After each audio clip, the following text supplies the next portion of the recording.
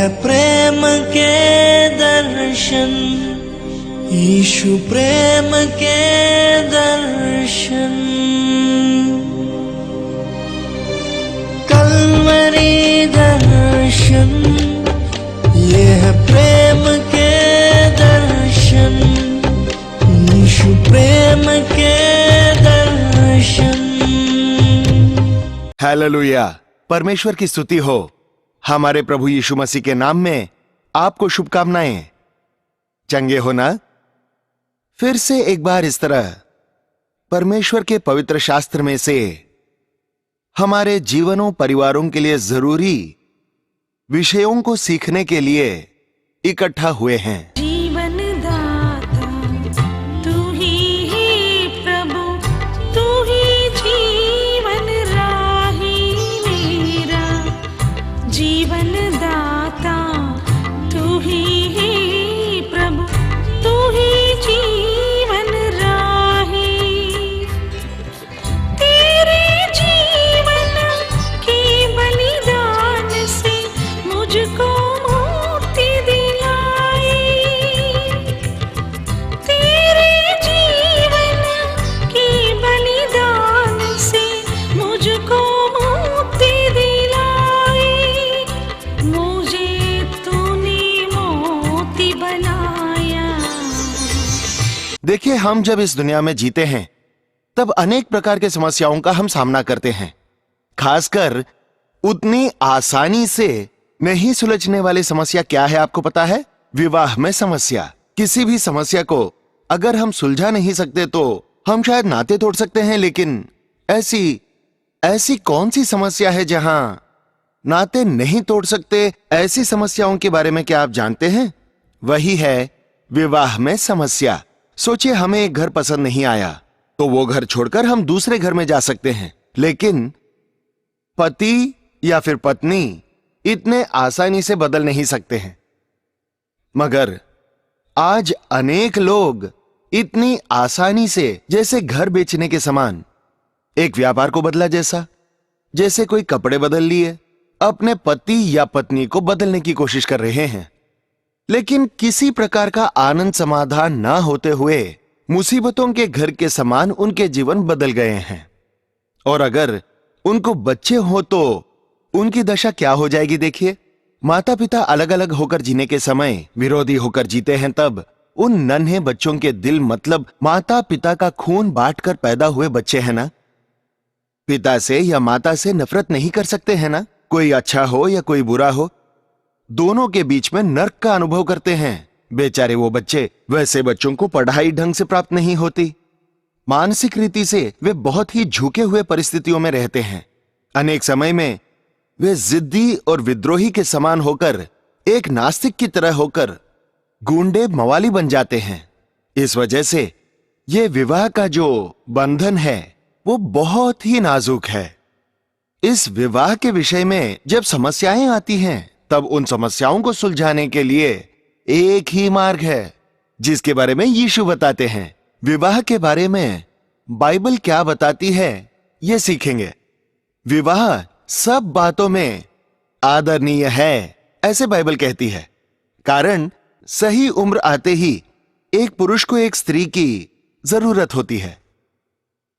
मां की छाया में पला बेटा जब बड़ा होता है तब मां की तरह फुसलाकर, आदर करके, प्रेम करके, सहयोग देने वाली एक साथी के लिए राह देखता है। वो एक परिवार के समान जोड़े जाते हैं। बाइबल में शिमशोन नाम का एक व्यक्ति है, ताकतवर, परमेश्वर के द्वारा आशीष पाया हुआ, अपनी अच्छी जवान उम्र में युद्ध कर रहा है, महान जीत को देख रहा है। और एक बार युद्ध के लिए गया। उस रणभूमि में शत्रुओं की सेना में एक स्त्री को देखा। उसकी नजर में शायद वो अच्छी दिखी होगी। वो मुझे पसंद है, उसके साथ मेरी शादी करा दो, ऐसे माता पिता से कहा। शिमशोन तिम्ना को गया और तिम्ना में एक पलिश्ती स्त्री को देखा। तब उसने जाकर अपने माता पिता से कहा, तिम्ना में मैंने एक पलिश्ती स्त्री को देखा है, अतः अब तुम उससे मेरा विवाह करा दो। उसके माता पिता ने उससे कहा, क्या तेरे भाइयों की बेटियों में यहाँ हमारे सब लोगों में कोई स्त्री नहीं है कि तू खतनाहीन पलिश्तियों में की स्त्री से विवाह करना चाहता है? शिमशोन ने अपने पिता से कहा, उसी से मेरा विवाह करा दो, क्योंकि मुझे वही अच्छी लगती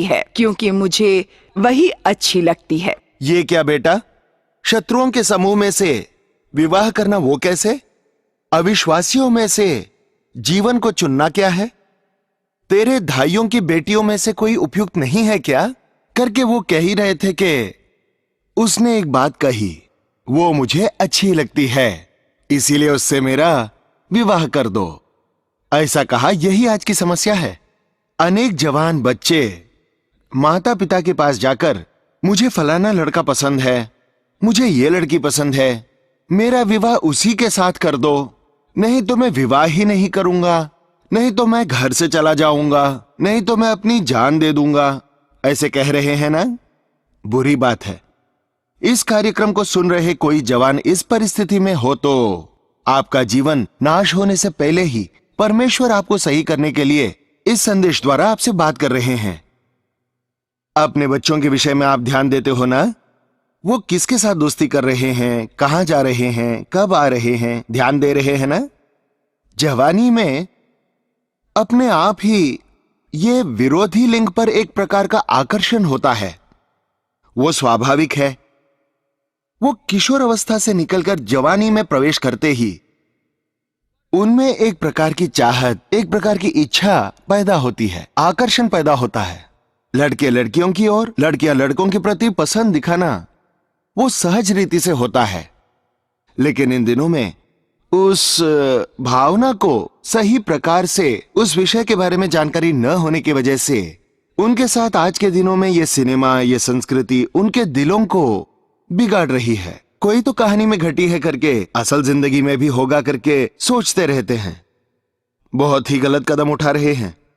अनेक जवान बच्चे ऐसे जल्दबाजी में निर्णय लेकर, मुझे वो लड़की अच्छी लगती है, मुझे वो लड़का अच्छा लगता है, मैं शादी अगर करूंगा तो उसी फलाने व्यक्ति से ही करूंगा, ऐसे एक निर्णय लेकर सगे माता पिता के खिलाफ अनेक प्रकार से अपने आप को नष्ट कर लेना हम देख रहे हैं। इस शिमशोन ने एक लड़की को देखा, वो मुझे पसंद है करके कहा, उसी से विवाह करवा दो करके कहा।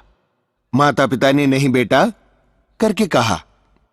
इतने में ही उसने उत्सुक होकर अपनी मर्जी के अनुसार उस स्त्री से विवाह कर लिया। हैरानी की बात है, सगे माता पिता के बगैर ही आप विवाह करोगे क्या? तुझे पाल पोस कर बड़ा करके, इतने प्यार करने वाले माता पिता के आशीष के बगैर ही आपका शादीशुदा जीवन आशीषित होगा करके सोच रहे हो क्या? विवाह का विषय आते ही 20 साल 30 साल पाले हुए माता पिता आंखों को दिखाई नहीं देते। ये क्या है? तात्कालिक उत्तेजना को जगह देकर अपनी मर्जी के अनुसार क्यों व्यवहार कर रहे हैं? एक बार सोचिए, ये एक सही विवाह की व्यवस्था नहीं है। विवाह का मतलब अपनी मर्जी से करने वाली बात नहीं है। विवाह एक व्यक्तिगत विषय नहीं है जी, ये समुदाय को और समाज से संबंधित है। विवाह से रिश्तेदारी बनती है और जब गर्भ का फल होता है तो वो समुदाय का विषय हो जाता है। इस वजह से विवाह के विषय में बहुत ही ध्यानपूर्वक रहना है। भक्ति भक्ति कहते रहते हैं और ऐसे अविश्वासियों के काम करते रहते हैं। कितने लोग इन दिनों में विवाह के विषय में परमेश्वर की सहायता है करके, उनको पसंद आए विषय को परमेश्वर आशीषित करे करके परमेश्वर से मांगते रहते हैं। इस शिमशोन ने भी अपनी मर्जी के अनुसार विवाह किया। विवाह होते ही मुसीबत आ गई। वो लड़की के घर वालों ने मजाक उड़ाया, रूठ गया, माता पिता के घर आ गया। ये क्या है जी? विवाह होने के बाद पति का रूठना, पत्नी का रूठना। ठीक है, हमारे देश में लड़की रूठते ही अपने मायके चले जाना चलता था, लेकिन आजकल बहुत सारे पति रूठकर पत्नी और बच्चों को छोड़कर चले जा रहे हैं। देखिए, विवाह में रूठने के लिए जगह नहीं है। एक दो बात सुन सकते हैं, तकलीफ मुश्किलें होंगी, लेकिन किसी भी परिस्थिति में तुम्हारी पत्नी को छोड़कर चले जाना, तुम्हारे पति को छोड़कर चले जाना मुमकिन नहीं है। लेकिन आज कितने परिवार बिखर रहे हैं। जवानी में विवाह किए संगिनी के साथ आप विश्वासघात करोगे तो परमेश्वर उनके पक्ष में रहकर आपसे वाद करेंगे, मुकदमा करेंगे। कितने लोग विवाह हुए तीसरे दिन, चौथे दिन, तीसरे महीने, चौथे महीने में, कुछ लोग तो 20 साल संसार करने के बाद पत्नी को छोड़कर किसी और से विवाह करने के लिए दौड़ते हैं। उम्र का तकाजा किए बगैर, किसी रिश्ते नाते के बगैर, अपने मर्जी के अनुसार लैंगिक पाप को स्थान देकर व्यभिचारियों में बदलते देख रहे तो दिल टूट रहा है जी। यह मानव जाति परमेश्वर की सृष्टि है। परमेश्वर के स्वरूप में बनाए गए हैं हम लोग, जानवर नहीं हैं। जानवरों को धार्मिकता, न्याय, पवित्रता ये नहीं है, लेकिन हमको एक परिवार दिया है परमेश्वर ने। व्यभिचार न हो इसीलिए हर किसी की अपनी पत्नी का होना है करके, हर स्त्री का अपना पुरुष होना है करके बाइबल कहती है। और हर एक स्त्री का पति हो और हर एक पुरुष की पत्नी हो। आपको अपने पति के साथ ही केवल आनंद मनाना चाहिए। आपको अपनी पत्नी के साथ ही खुशी मनाना है। लैंगिक संबंध पराई स्त्री से, पराये पुरुष के साथ रखेंगे तो आप जानवरों के स्तर तक गिरे जा रहे हो।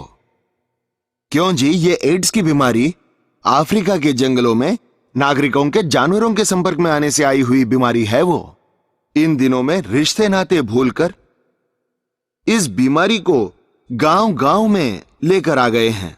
एक समय में मुंबई जैसे, नहीं तो पश्चिमी देशों में व्यभिचार के केंद्रों में ही वैसी बीमारियां होती थी। लेकिन आज छोटे से गांव में गए तो, सामान्य लोगों के बीच देखे तो सारा का सारा गांव बीमारी से पीड़ित है करके कहा। एक गांव में गए थे तो भयंकर परिस्थिति, मतलब कितनी गई गुजरी दशा तक मनुष्य गिर गया है। अपनी पत्नी, अपने पति को छोड़कर पराय स्त्री, पराय पुरुष से संपर्क रखकर इन दिनों में मनुष्य जी रहा है करके जानने के बाद परमेश्वर के कानून को, परमेश्वर के धार्मिकता को, परमेश्वर के मार्ग को बिगाड़ दिया है करके हम जान पा रहे हैं। विवाह के बाद अपनी पत्नी को छोड़ना मत, नहीं तो विवाह मत करना करके बाइबल कहती है। पत्नी के साथ रहना, अलग मत होना। क्योंकि विवाह होने के बाद आपका लक्ष्य होगा आपकी पत्नी को आप कैसे खुश रखोगे, आपके पति को आप कैसे खुश रखोगे। परमेश्वर के बाद आपके जीवन में आपका पति या आपकी पत्नी बस। लेकिन इन दिनों में विवाह होने के बाद भी पत्नी को छोड़कर, माता पिता की बात सुनकर पत्नी को सताना, उसे तकलीफ देना देख रहे हैं। पुरुष अपने माता पिता को छोड़कर पत्नी को थामेगा, वो दोनों एक देह होकर रहेंगे करके बाइबल कहती है। वो विवाह में का रहस्य है। विवाह के बाद भी माता पिता के पीछे दौड़ोगे तो कैसे चलेगा? तुम्हें पाल पोस कर बड़ा किया और एक परिवार वाले सा बना दिया। अब आप पिता बनोगे, तुम मां बनोगी। आपको भी एक परिवार दिया गया है, आपके परिवार को आपको चलाना है। इन दिनों में कितने परिवार बिखर रहे हैं। क्यों? आप जो माता पिता हैं, विवाह हुए आपके बच्चों के साथ कैसा बर्ताव कर रहे हैं? विवाह होने के बाद वो अपनी पत्नी से प्रेम करता है तो आपको तकलीफ होती है क्या? विवाह की हुई स्त्री अपने पति के अधीन रहती है तो आपको तकलीफ होती है? वही तो है विवाह की मधुरता। पति पत्नी से प्रेम करना है, पत्नी को पति के अधीन रहना है, वही तो रहस्य है। उसी में आशीष है, आनंद है। कृपया करके विवाहित हुए आपके पुत्र के परिवार में आप सिर मत घुसाइए, उनके बीच में मतभेद पैदा मत कीजिए, इसे छोड़कर किसी और से शादी कर लेकर के सलाह मत दीजिए। तू नहीं तो कोई और मिलेगा मेरी लड़की को करके चुनौती मत दीजिए। ये सब नीचे गिरी दशा में, गई गुजरी दशा में रहने वाले लोगों की बातें हैं। विवाह होने के बाद बेटी अपने पति की सेवा कर, अपने पत्नी से प्रेम कर रे करके कहने की जिम्मेदारी माता पिता की है। इन दिनों में माता पिता ऐसे न होने की वजह से अनेक परिवार बिखर रहे हैं। कितनी भिन्न प्रकार की कहानियां सुन रहे हैं। एक पुरुष यहां वहां, एक को पता चले बगैर दूसरे से कई लोगों से विवाह कर रहा है करके इन दिनों में कितनी स्त्रियां रो रही हैं। मेरा पति मुझे छोड़कर और किसी स्त्री को लेकर आया करके, और एक स्त्री के साथ जीवन बिता रहा है करके, घर छोड़ दिया, बच्चों से प्रेम नहीं करता करके, मुझसे प्रेम नहीं करता, मेरी घर की चिंता नहीं करता। अभी और एक स्त्री को लेकर आया और कहता है कि अब इसे भी तू ही खिला। ऐसे करके अपने दर्द को बताते हैं तो मनुष्य कितना गिर गया है इसके बारे में पता चलता है। ऐसे ही छोड़ देंगे तो जानवरों और मनुष्यों के बीच में कोई फर्क नहीं बचेगा जी। असल में विवाह के सिद्धांत हो या परिवार की प्रथा हो, इस दुनिया में दिखाई नहीं देंगी। पवित्र शास्त्र समझा रही है, सृष्टिकर्ता परमेश्वर चेतावनी दे रहा है, विवाह पवित्र है, परिवार का निर्माण परमेश्वर ने किया है। यह शिमशोन, परिवार का दास बनकर रहने वाला शिमशोन, परमेश्वर की बातों के अनुसार करने वाला शिमशोन, बलवान और ताकतवर शिमशोन, शत्रुओं की सेना को खत्म करने वाला शिमशोन, उस स्त्री के मोह में आकर उस स्त्री को देखकर पसंद करके उससे विवाह कर लिया। तुरंत ही भेद आ गया, छोड़ दिया, रूठ गया, घर आ गया, फिर से मुझे पत्नी चाहिए करके चला गया। इतने में उस कन्या के पिता ने कहा, अरे रे मेरे दामाद जी, आप सच में रूठ गए करके समझा, तुम्हारे ही दोस्त को तुम्हारी पत्नी देकर उसका विवाह कर दिया, चाहे तो मेरी एक और बेटी है, उसके साथ विवाह कर लो करके कहने लगा। सच में वो पिता ही है क्या? सच में वो परिवार ही है क्या? ये कितनी विपरीत परिस्थिति है। वो समय हो या ये समय हो या कोई भी समय हो, मनुष्य दरअसल आज नहीं पहले से ही भ्रष्ट हो गया है। खराब हो गए मनुष्य के हृदय में से खराब कार्य नहीं तो अच्छे कार्य कैसे आएंगे? चॉकलेट की कंपनी से चॉकलेट ही आएंगे ना, शराब की कंपनी से चॉकलेट आएंगे क्या? वो सड़ी गंध वाली शराब ही आएगी ना। वैसे ही खराब हो गए मनुष्य के हृदय में से अच्छा कुछ नहीं आएगा। मरकुस रचित सुसमाचार 7:21 में अंदर से यानी कि मनुष्य के हृदय में से कितने विपरीत प्रकार के कार्य आ रहे हैं हम देख सकते हैं। ये सारी बुरी बातें मनुष्य के हृदय में से आकर उसे अपवित्र बना रही हैं करके बाइबल कहती है। बेचारा शिमशोन, उसकी पसंदीदा युवती उसको नहीं मिली और उसका विवाहित जीवन असफल हो गया। मानसिक रीति से हताश हो गया, एक प्रकार के दुख और चिंता से वो भर गया। बस वो स्त्री मोह को उसने स्थान दिया। जहां जाए तो वहां किसी न किसी को देखकर उसको देखकर मोह करने लगा। मोह अलग है, प्यार अलग है।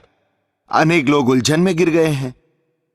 मोह एक प्रकार की इच्छा है, आशा है। वो आशा पूरी होने तक ही वो इच्छा रहती है, लेकिन प्यार लंबे समय तक रहता है, निस्वार्थ रूप से रहता है। इन दिनों पति पत्नी के बीच में प्रेम होना चाहिए और मोह नहीं, शरीर संबंधित आकर्षण नहीं, लैंगिक संबंध नहीं। विवाह का मतलब केवल लैंगिक इच्छाओं को पूरा करने के लिए नहीं है। खाना पकाने के लिए, शरीर की जरूरतों को पूरा करने के लिए एक स्त्री एक पुरुष विवाह कर रहा है तो बेवकूफी है। विवाह जो है वो पवित्र है, प्रेम से भरा हुआ है। प्रेम का उदाहरण ही विवाह है। एक दूसरे को सहन करके लेना, एक दूसरे को सुन के लेना, एक दूसरे के लिए जीना, एक दूसरे के सुख दुख में मिलजुल कर रहना, एक दूसरे के साथ होना, एक दूसरे के साथ दिल खोलकर बांटना, बातें करना, एक ही उद्देश्य से, एक ही आशा से, एक शरीर होकर, एक ही मन के होकर जीकर, संतान उत्पत्ति करके एक स्वर्ग को इस पृथ्वी पर तैयार करना ही परिवार का रहस्य है। ऐसा परिवार आपके पास है क्या? ऐसा समाधान, आनंद आपके पास है क्या? कितने परिवार आज के दिन बिखर रहे हैं, कितनी स्त्रियां रो रही हैं, कितने लोग बिखरे हुए परिवारों के साथ बुरी अवस्था में हैं, बीच में बच्चे कितनी बुरी तरह टूट रहे हैं। शिमशोन एक वेश्या को देखकर उसके पास चला गया। जब मोह और बढ़ जाए तो अगला व्यक्ति एक गुणी है क्या, अच्छी है क्या, एक कुंवारी है क्या, ऐसी समझ है ही नहीं। एक वेश्या को देखा। वेश्या बोले तो अनेकों की बुरी इच्छा को पूरी करने वाली, लैंगिक कार्यों को स्थान देने वाली एक खराब हो गई स्त्री। ऐसी वेश्या के पास शिमशोन पहुंच गया। इन दिनों कितने लोग परिवार में समाधान नहीं होने की वजह से रास्ते पर घूम रहे हैं। पत्नी से संतुष्टि न प्राप्त होने की वजह से पराई स्त्रियों की ओर मोह करते हैं। कितनी स्त्रियां आज पराये पुरुषों के साथ गलत संबंध रखकर अनेक परिवारों को बिखेर रहे हैं। मेरी बातें आपको शायद कठोर लगती होंगी, लेकिन बाइबल के अनुसार पराये पुरुष को, पराई स्त्री को इच्छा से अगर आप देखोगे, मोह से भरी हुई नजर से देखोगे तो वो व्यभिचार है, ऐसे लिखा है। विवाह होने के बाद पति पत्नी के पवित्र रिश्ते के बाहर पराये पुरुष के साथ, पराई स्त्री के साथ आप किसी भी प्रकार का लैंगिक संबंध रखोगे तो वो व्यभिचार करके बोला जाता है। विवाह होने से पहले ही पराये पुरुष के साथ, पराई स्त्रियों के साथ गलत संबंध रखोगे तो उसे लीला क्रीड़ा कहा जाता है। मंदिर से रखने के लिए परमेश्वर ने हमें शरीर दिया है, इसीलिए आपको इसे पवित्र रखना है। और अगर इसे आप वैश्याओं को सौंपोगे तब उसका जो प्रतिफल है उसे पाएंगे। HIV, एड्स जैसे बीमारियों से कितने लोग आज पीड़ित हैं। शरीर में बीमारियों का सामना करने वाली एक सेना है। ये HIV नामक बीमारी उस सेना को लग जाती है। अब क्या होगा, हमें कोई बीमारी आए तो भी बीमारी को कम करने वाली बीमारी निरोधक सेना ही बीमार पड़ गई है तो बीमारियां ठीक नहीं होंगी। वो दिन ब दिन कमजोर हो जाएगा। उसे सर्दी हो तो भी, जुलाब हो तो भी, सिर दर्द हो तो भी, पेट दर्द हो तो भी, वो बीमारियां कम न होते हुए ऐसे अनेक बीमारियों से परेशान होते ही रहता है। और खास तौर से छूत की बीमारी नहीं है, लेकिन जो कोई लैंगिक रीति से पापों को स्थान देते हैं उसके वजह से ही केवल ये बीमारी आती है। आज के दिनों कितने ही पत्नियां पति के किए गलती के वजह से इस बीमारी से पीड़ित हो रही हैं। तुम अपने आप को ही नहीं बल्कि अपने पत्नी को, अपने बच्चों को ये बीमारी दे रहे हो, है ना? एड्स बीमारी से पीड़ित एक स्त्री अगर गर्भवती हो तो गर्भ में के उस बच्चे में भी वो दोष का होना हम देख रहे हैं। कितना भयानक है वो। विवाह पवित्र है, परिवार पवित्र है। अब भी अगर आप अपने आप को ऐसी लैंगिक पापों को स्थान देकर नाश कर रहे हो तो कृपया करके एक रास्ता है आपके लिए बाइबल में। यीशु मसीह के पास घुटने टेक कर प्रार्थना कीजिए। बहुत पहले ही प्रभु यीशु ने इन सारे बीमारियों के लिए सलीब पर अपने प्राणों को अर्पण किया, अपने लहू को बहाया है। यीशु मसीह के लहू के द्वारा किसी भी प्रकार की बीमारी होने पर भी चंगाई है। अनेक एड्स पीड़ित अपने पापों के लिए पश्चाताप करके, स्वीकार करके, छोड़कर यीशु मसीह पर विश्वास किए तो उन्होंने चंगाई को पाया। डॉक्टर भी हैरान रह गए ऐसे उनके खून की जांच करने पर उसमें किसी भी प्रकार का दोष उन्होंने नहीं पाया। आपके लिए भी एक अद्भुत कार्य होगा। आपका परिवार शायद अभी बिखरी हुई परिस्थिति में हो। गलत रीति से आपने विवाहित जीवन को प्रारंभ करके जीवन में अस्थिर होकर बगैर समाधान के पीड़ा को भोग रहे हो। आपके लिए एक मार्ग है, वो मार्ग है यीशु मसीह। उनके पास आओ। कांटों का मोड़ सा आपके जीवन को, जो सूख कर बंजर हो गई आपके जीवन को, मुसीबतों के जाल से भरी आपके जीवन को खिलाने का सामर्थ्य यीशु मसीह को है। वो कैसे, तो उसके बारे में बताने का अभी समय नहीं है। अगर विश्वास करोगे तो उसका आप अनुभव करके देख सकते हो। विवाह के विषय में मंदता से मत रहिए। ये शिमशोन आखिर में अपने जीवन में वेश्या का गुलाम हो गया।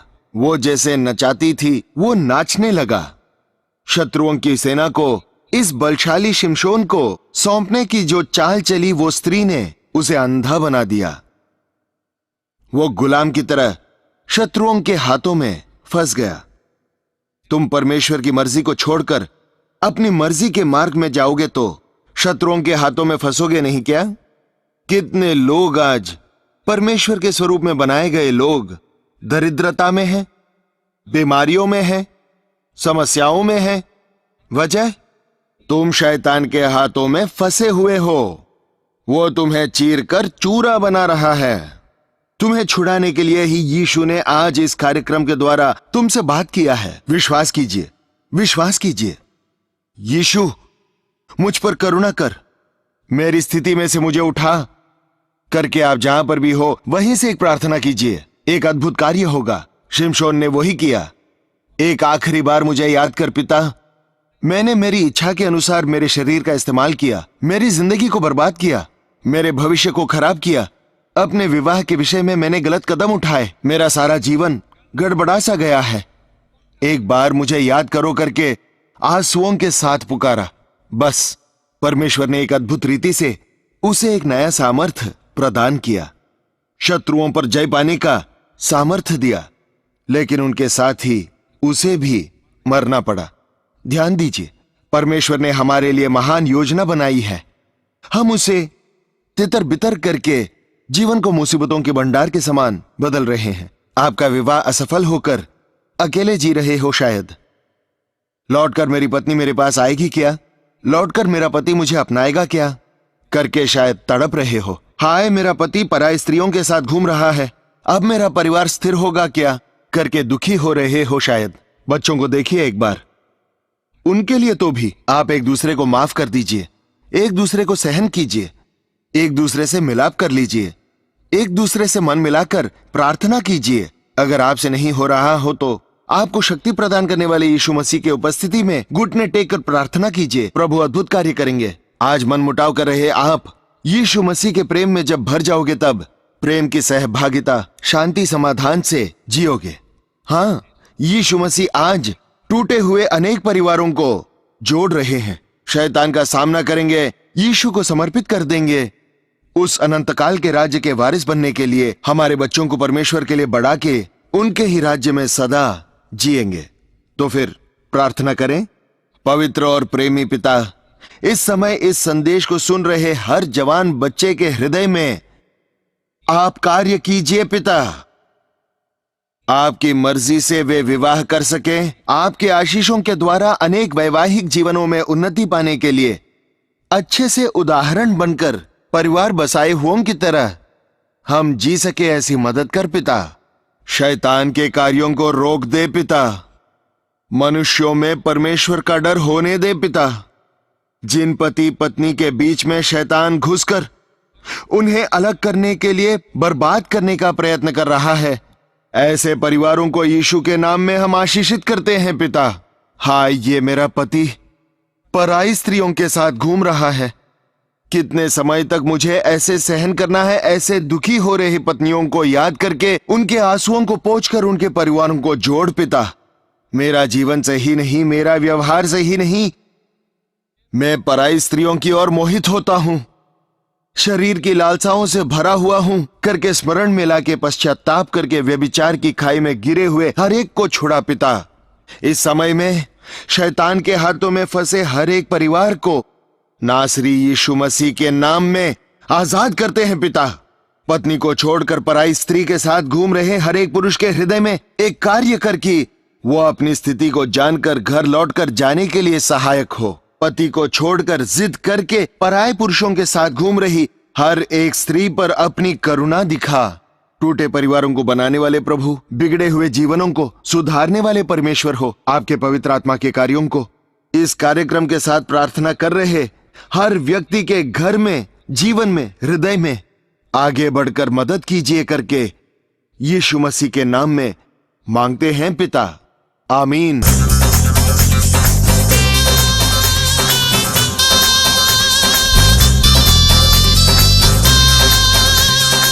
यदि आप संदेशों की डीवीडी मंगवाना चाहते हैं तो एक डीवीडी में 2 संदेश है। यदि आपको संदेश की डीवीडी और उसके साथ में ये ऑडियो सीडी दोनों मंगवानी है तो आप हमें 200 रुपए भेंट राशि भेजें और हम ये आपको भेज देंगे। जरूरी है कि आप अपना नाम और अपना पूरा पता पूरी तरह से स्पष्ट रूप में पूरे विवरण के साथ हमें दें, ताकि ये डीवीडी या ये ऑडियो सीडी या ये दोनों आप तक पहुंचने में कोई मुश्किल ना हो। अपना विस्तारित पता, अपना पूरा पता स्पष्ट रूप में लिखकर हमें भेजें, ताकि हम आपको ये ऑडियो सीडी और डीवीडी भेज सकें। धन्यवाद। ओ शरणम शरणम यीशु मसीह शरणम, ओ शरणम शरणम यीशु मसीह शरणम।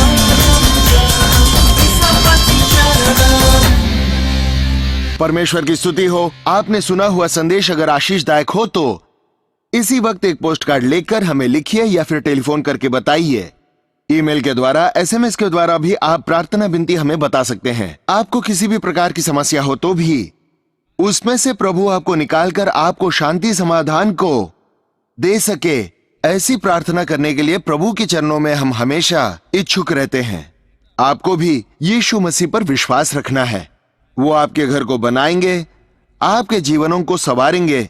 आपने जो खो दिया वो समाधान और खुशी को आपको लौटा देंगे। प्रभु की मर्जी से फिर मिलेंगे। प्रभु की स्तुति। कल्वरी दर्शन, ये है प्रेम के दर्शन, यीशु प्रेम के दर्शन।